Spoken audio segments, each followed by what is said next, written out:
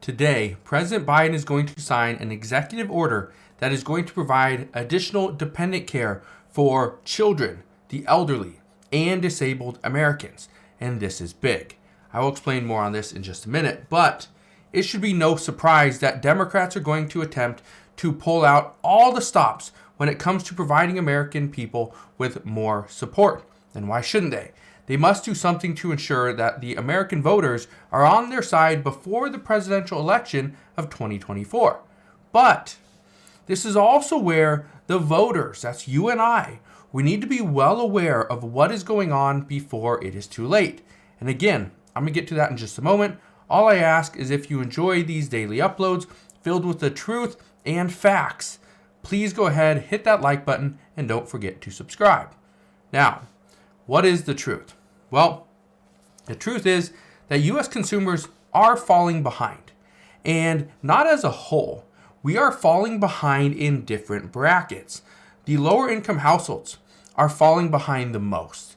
The middle income households are struggling as well, and the higher income households are doing just fine. And it is becoming such a problem that in just the first quarter alone, let me just give this little fact to you. Some of the biggest banks in the U.S. wrote off more than $3.4 billion in bad consumer loans. That's a 73% increase from a year earlier. That's a substantial amount of loans that they are just writing off because they know consumers can't pay for them. And it's because of this, and it's because of the fact that millions of Americans are struggling, that the Biden administration is going to do something. And they have been fighting for this. They've been fighting for some time now. And that is that they are going to provide those that are in need with the most amount of support. Well, just listen to this. I want to show you and share this video with you. This is from President Biden just earlier on today. Listen to this. How do we treat the people we care so much about? Who needs the most help? Our children, the people we love, people with disabilities, including veterans. And how do we value those caring for them? Child care workers, nurses, home care workers, family caregivers. The executive order I'm about to sign is the most comprehensive set of actions any administration has taken to date to increase access to high-quality child care and long-term care and support for the caregivers. You know, under this order, almost every federal agency will collectively take over 50 actions to provide more peace of mind for families and dignity for care workers and who deserve jobs with good pay and good benefits. The executive order doesn't require any new spending. Let's pause there for just a second. How does an executive order that President Biden is just about to sign, how is this not going to provide or does it require any additional spending? Well, I'll get to that in just a minute because President Biden doesn't actually go over that. But again, it's important to know that money's already out there. It's about making sure taxpayers will get the best value for the investments they've already made. For example, we used last year's increase in Head Start funding to take steps to recruit and retain workers by increasing wages so that families who need affordable care can get it. He says right there, they're going to take last year's funding. They're using last year's funding. Keep that in mind, okay? Keep this in mind, and I say this because what are Republicans trying to do right now? Republicans are attempting to get the Biden administration to agree that let's take funding from last year, let's take unspent funds, let's use that money, and let's allocate that to other things. That way we can bring down spending for the following years. Well, that's exactly what the Biden administration is doing right now.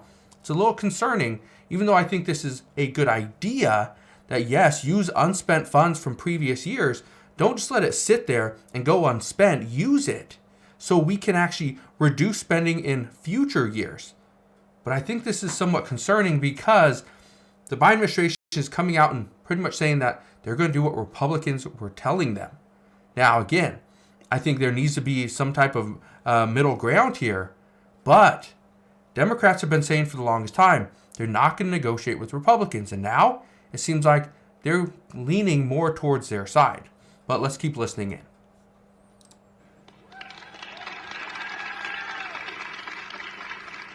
Like I called for in my State of the Union address, we're going to improve long-term care by strengthening staffing standards at nursing homes, and I also instructed the Department of Health and Human Services to figure out how home care workers can get the pay they deserve with the money already allocated. So let's go ahead and stop there. So he is saying that he instructed, certain agencies to go and figure out how they can get the care and how they can get, the wages that they need, but at the same time without raising any additional spending. Again, I think this is very important. But again, you need to understand that what's going on right now is something that we have seen time and time again. I just did a video on it yesterday. If you didn't get a chance to go and watch that, make sure you go and do so.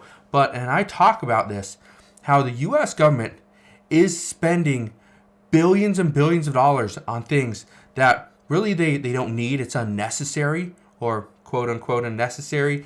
And some are saying it's just a duplicative program, which we could do away with. But here's some more of the truth. 78% of parents say they struggle to find affordable childcare. They say the cost for older people and those with disabilities has increased by 40% over the past 10 years, which is why giving more to these agencies, giving more to people that are disabled and helping the disabled by allowing family members to take care of them. This is very important. President Biden is essentially asking for additional aid to childcare for the elderly and for the disabled, but he's not going through Congress. He's going to sign an executive order. Now, just so you know, this has already been funded. The funding is going to come, according to reports, they're going to move grant money to pay for these programs. Yeah, grant money. I think this is very interesting because every single year, billions and billions of dollars is spent for grants. Money that you and I can go and get. Businesses can go and get. Just the average person can go and get money. Did you know you can actually get money to improve your home? You can get money to go to school.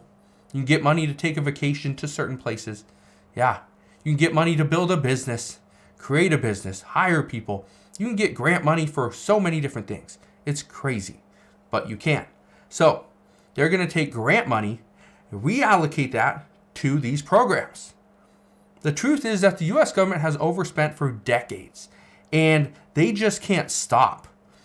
If our taxpayer dollars aren't spent on social programs and welfare, it would be spent on defense and tax breaks to large corporations. It doesn't matter if you're a Republican or a Democrat, your money is going to be spent. That's just the truth. Now, one other shocking fact. Here's another shocking fact, because the Biden administration says they're going to reduce taxes. They don't want us paying more in taxes. They want us paying less. But at the same time, they want more benefits going out to the American people. Well, here's a shocking fact. Under the Biden administration, the IRS has brought in a total of $4.9 trillion in taxes in fiscal year 2022. In that same time frame, the IRS issued $642 billion in refunds. So this puts the total taxes collected at $4.26 trillion. That's under the Biden administration in his second year. That's in 2022. Now, let's compare that to the previous president. The previous administration, under former President Donald Trump, the IRS collected $3.5 trillion in 2020, but paid out $736 billion in refunds. That was in 2020.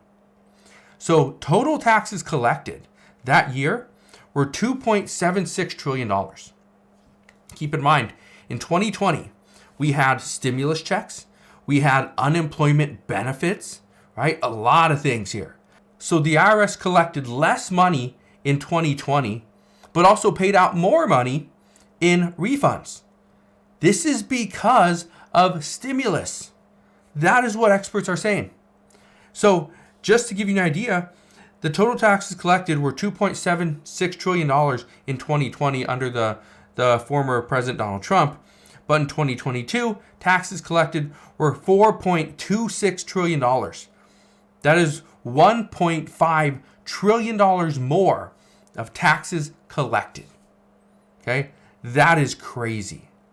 And even though President Biden has said this time and time again, that nobody making less than $400,000 per year would see a penny more in taxes. But the truth is, and studies show, that in the past 2 years, more people making less money are paying more in taxes, not less.